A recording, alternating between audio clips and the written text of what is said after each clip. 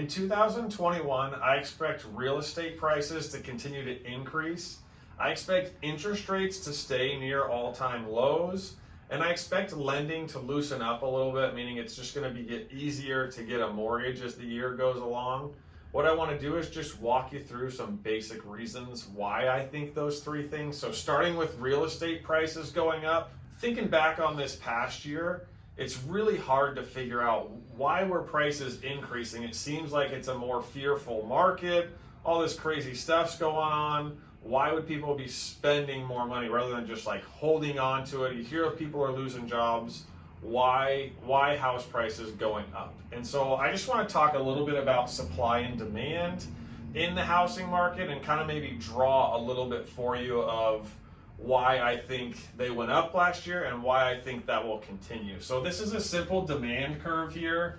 Supply's on the bottom, prices on the side. So the more supply you have, the further this direction you're going to go. So if we're talking about San Diego County, let's say there's 350,000 houses, and that's the number you're at.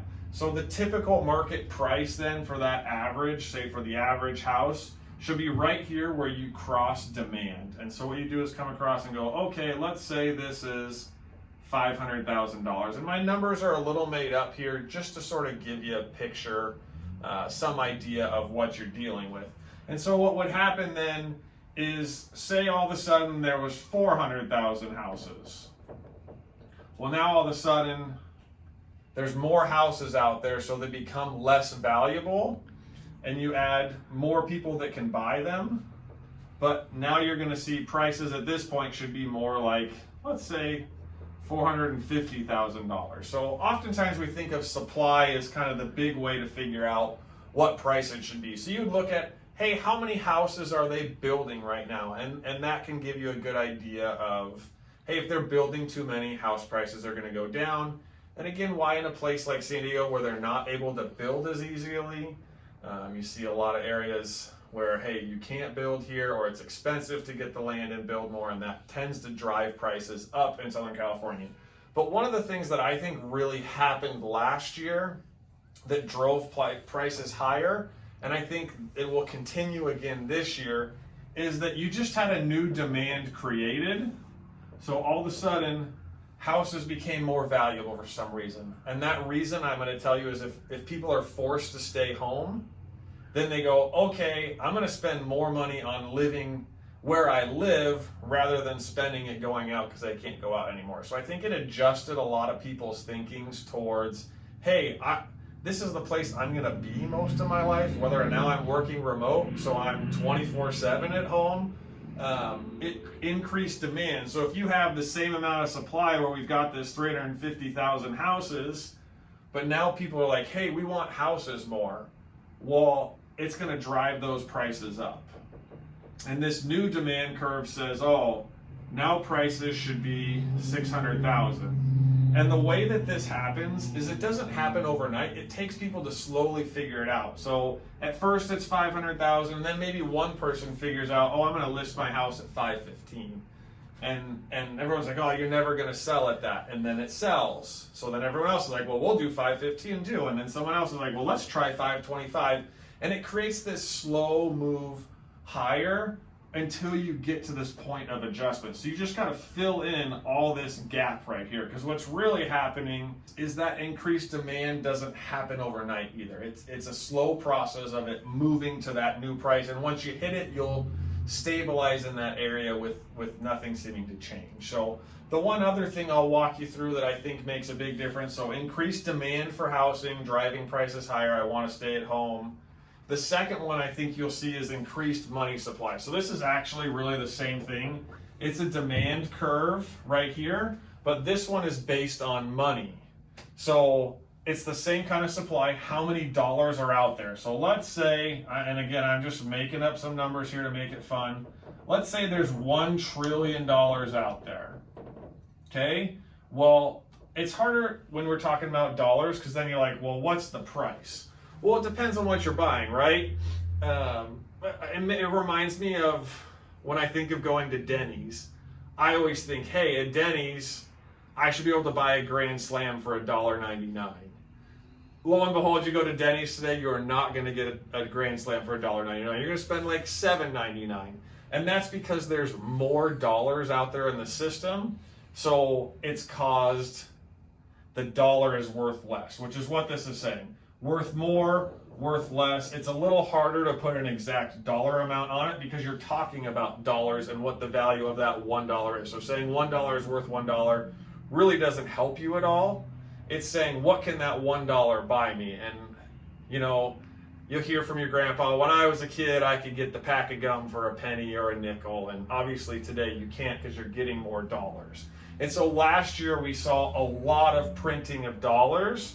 So now all of a sudden, if you slide over here and you go, okay, now there's $2 trillion. Well, on that same demand curve, your dollars are worth less. So if my dollars are worth less, then everything else is going to go up in value. This is kind of where we talk about inflation. And it's another place where you got to fill in this gap.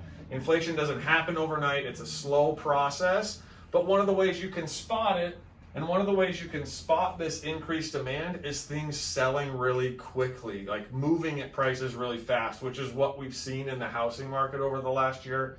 Every house that goes up, it tends to just sell super, super fast because it may actually be undervalued based on what the market is seeing. So it's the buyers jumping in there faster and more interested than you would expect. So these two reasons are really what jumps out in my mind of trying to explain house prices increasing last year, why I expect them to this year. As far as interest rates and thinking about those throughout 2021, I still really think we're following that chart, and I've shown it before. Going back to 1980, where that 10-year treasury was like 15% interest on it. And now today you're talking about less than 1% interest on a 10-year treasury. So we've really just gone only down. Now there's been up years. Rates moved up a little bit in 2018. We can go back and find years previous to that where they bounced up a little bit, but it's always this trend of moving lower for 40 years. And I really don't expect that to change. Although I also don't expect rates to dive a lot more because we've seen this big move down here over the last year. I think we're going to kind of settle into this range and stay here for a little while. I have a hard time imagining where companies and people can make money doing mortgages at much under 3%. They've got to be able to cover the costs of mailing out statements every month, having people there to answer phones. So that's 0% to me seems impossible. Crazy things happen, but how do they, with 0% interest, how do I cover those costs? And so the lender has to cover those costs and make some money. I've always kind of thought 3% in a 30-year fix was about right.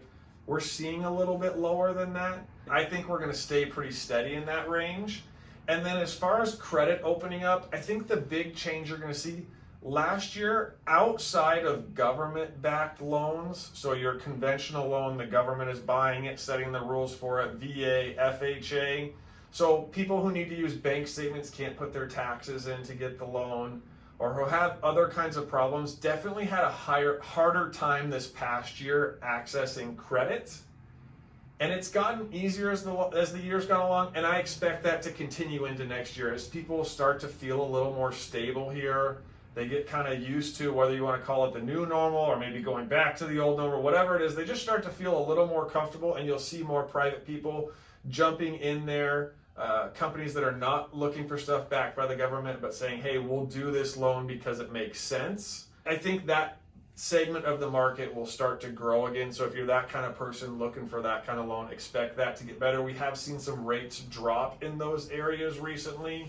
I've just seen on bank statement loans, those move down quite a bit. So I think, again, that'll happen throughout 2021. So those are the three things I'm looking for. If you need any help with the mortgage or have any questions, please reach out to us, and we look forward to working with you.